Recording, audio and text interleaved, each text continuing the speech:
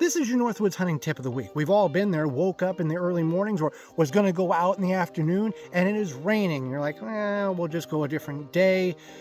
It's not going to be that successful. That is not the right answer. The right answer is, it depends. If it is a light drizzle, the deer are going to business as usual. They're going to continue to feed, travel, that's the whole thing. If it is a torrential downpour, then yes, they're going to be held up. So when is the best times to hunt deer in the rain? Before the storm, anytime during a break, if there's multiple systems coming through, or right after the rain has ceased in that storm system. If you can get to your stand, even if it's really raining, get to your stand an hour before projected time of storm ending, you have a very good chance, because once that torrential downpour is over, these deer are going to be up. The deer will be up and start moving, feeding, and traveling. So just because it's raining outside doesn't mean the hunt needs to be postponed. This has been your Northwoods Hunting Tip of the Week.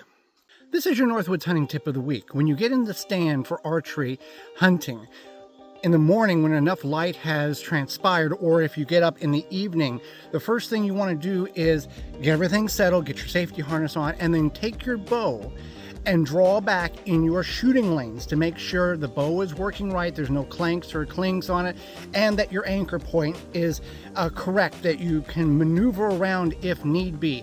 I've done that recently. The head net that I recently purchased makes my anchor point not where it needs to be, so I had to adjust my head net so I could get my actual anchor point.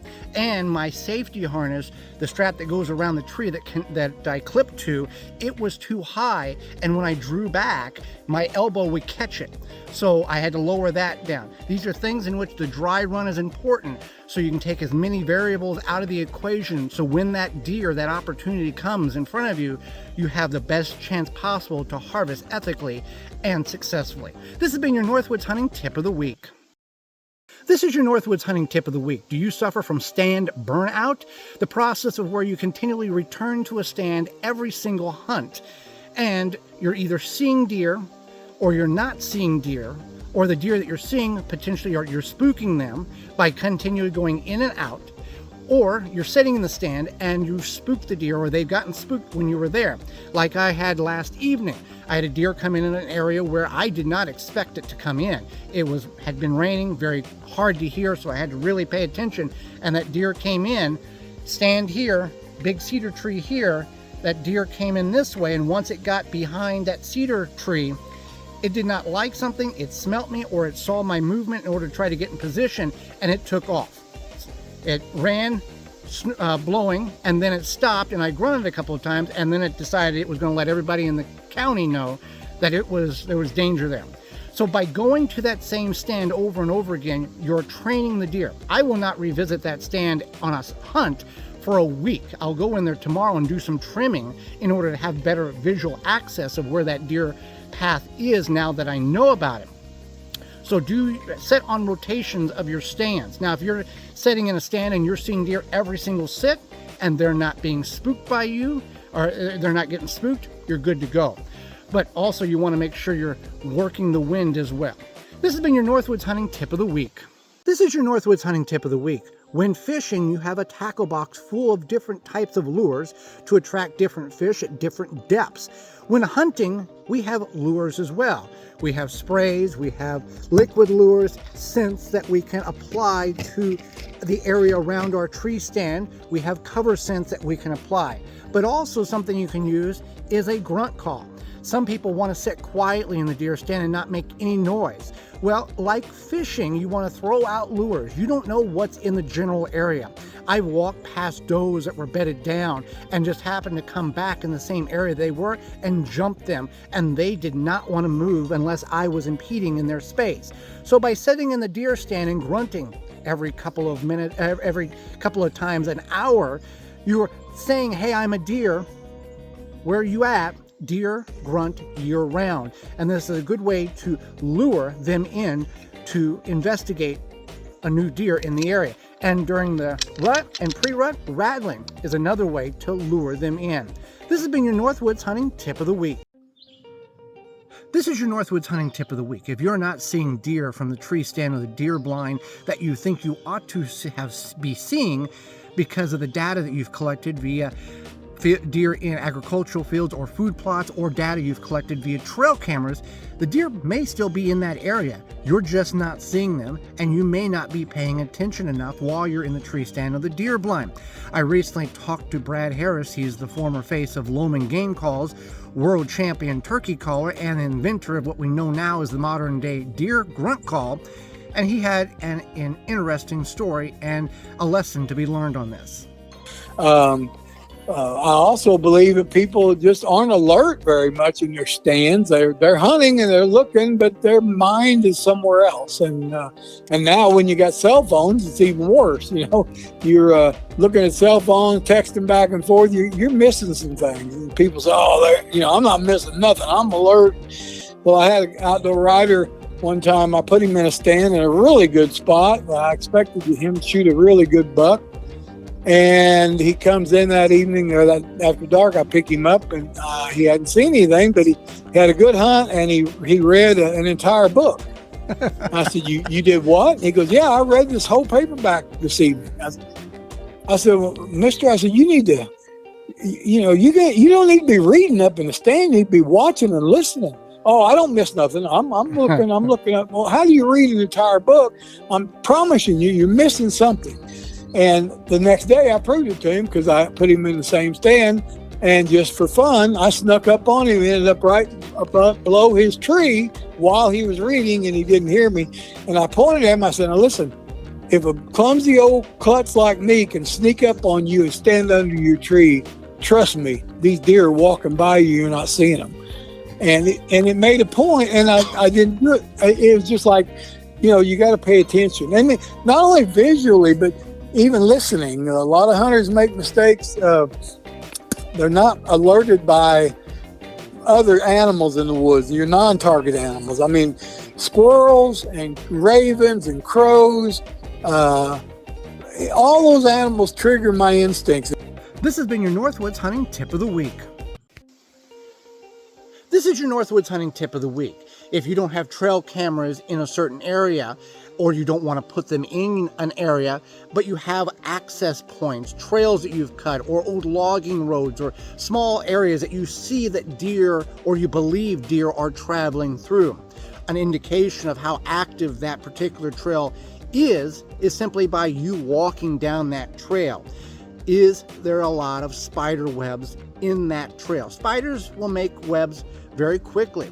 So if you walk down a trail and there is no spider webs whatsoever, you've got two options. One, spiders don't exist in your area, or they're not making webs in that particular trail because it's too wide. Or if it's a narrow trail and there's not spider webs, there's a good indication that activity is being performed there. Deer are coming and going in that area, and you can look online and see deer with spider webs wound up over their antlers and their face.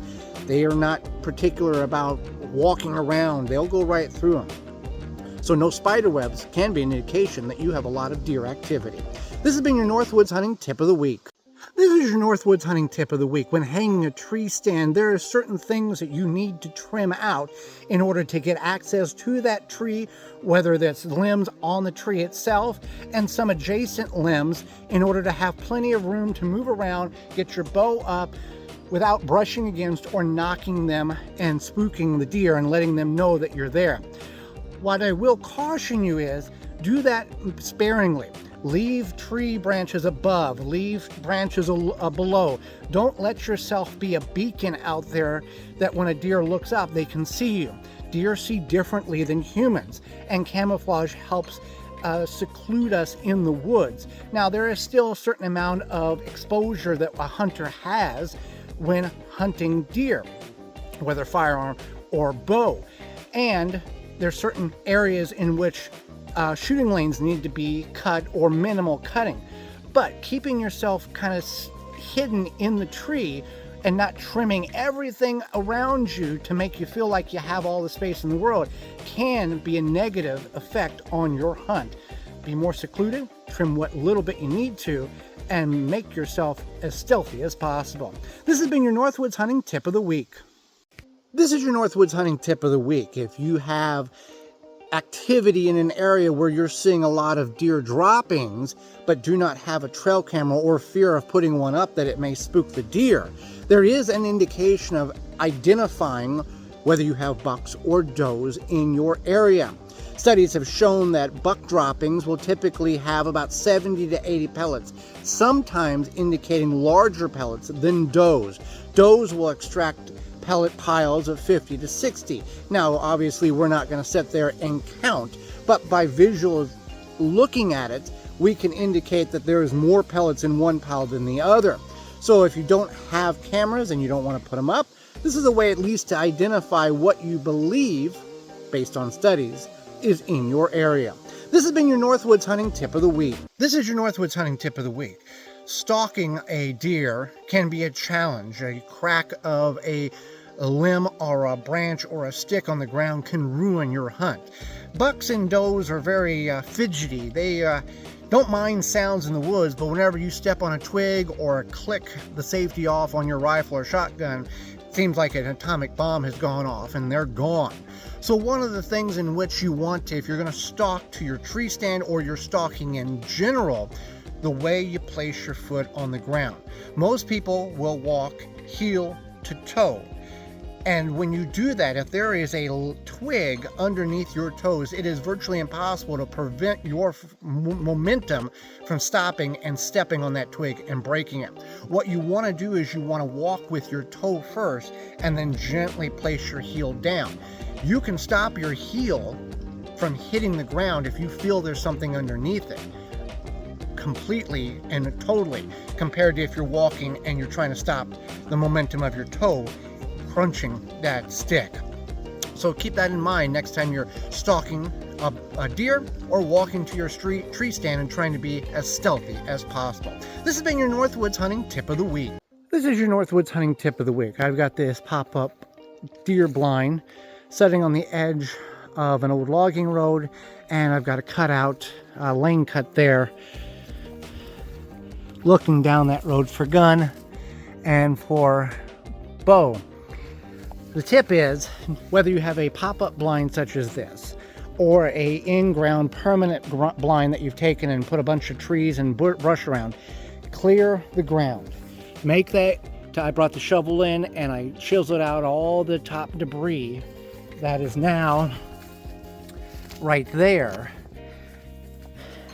to keep it quiet. So you're not stepping on twigs, leaves, branches, and taking out every variable possible, making it as quiet as possible in that blind as you can make it, so you can have the best opportunity for success. So clear the bottom of the blind out, whether it's a pop-up or a custom blind, whether it's like a pallet blind or anything like that, to keep it quiet. This has been your Northwoods hunting tip of the week.